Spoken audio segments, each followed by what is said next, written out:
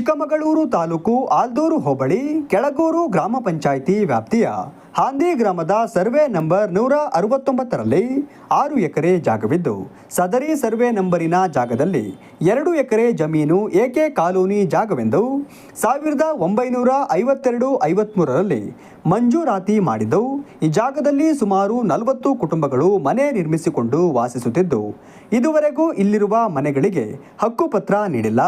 ಮೂಲಭೂತ ಸೌಕರ್ಯಗಳನ್ನು ಪಂಚಾಯಿತಿಯಾಗಲಿ ಇಲಾಖೆಗಳಾಗಲಿ ನೀಡಿಲ್ಲ. ಮೂಲಭೂತ ಸೌಕರ್ಯಗಳಿಲ್ಲದೆ ಪರದಾಡುವಂತಹ ಸ್ಥಿತಿ ನಿರ್ಮಾಣವಾಗಿದೆ.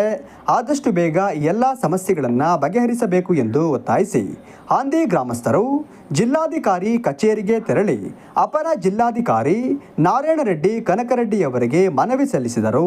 ಮಾಜಿ ಗ್ರಾಮ ಪಂಚಾಯಿತಿ ಅಧ್ಯಕ್ಷರಾದ ರುದ್ರೇಶ್ ಅವರು ಮಾತನಾಡಿ, ಮಂಜಪ್ಪ ಎಂಬುವವರಿಂದ ಜಿಲ್ಲಾಡಳಿತ 2 ಎಕರೆ ಜಾಗವನ್ನು ಕೊಂಡುಕೊಂಡಿದೆ ಎಂದು ಸರ್ಕಾರಿ ದಾಖಲೆಗಳಲ್ಲಿ ತೋರಿಸುತ್ತಿದ್ದು, ಸದರಿ ಮಂಜಪ್ಪರವರ ಕುಟುಂಬದವರು ಸದರಿ ಜಾಗ ನಮಗೆ ಸೇರಬೇಕೆಂದು ನಮಗೆ ಬರುತ್ತಿರುವ ಸೌಲಭ್ಯಗಳನ್ನು ಬರದಂತೆ ತಡೆ ಹಿಡಿದು ನಮಗೆ ವಿನಾಕಾರಣ ತೊಂದರೆ ನೀಡುತ್ತಿದ್ದಾರೆ.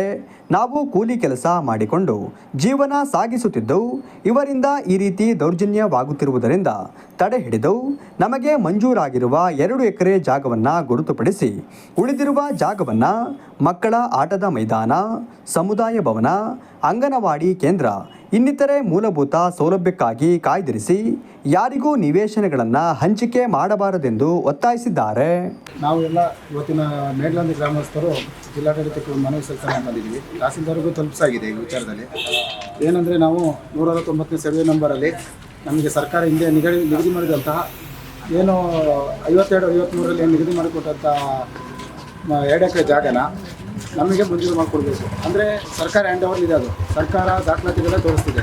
ಆದರೆ ಬೇರೆ ಏನು ದಾನ ಕೊಟ್ಟಿದ್ದೀವಿ ಅಂತ ಮಂಜಪ್ಪರವರ ಕುಟುಂಬ ಇಲ್ಲಿ ನಮಗೆ ಮೂಲಭೂತ ಸೌಕರ್ಯಗಳಿಗೆ ಸ್ವಲ್ಪ ತೊಂದರೆ ಮಾಡ್ತಿದ್ದಾರೆ. ನಾವು ಅವ್ರು ಮಿಕ್ಕಿದ್ದು ಏನು ಉಪಕ್ರಮಗಳಂತ ಮಾಡೋಕೆ ಹೊರಟಿದ್ದಾರೆ, ಏನು 30 ಕುಂಟೆ, ಆ ವಿಚಾರದಲ್ಲಿ ನಾವಿಲ್ಲ.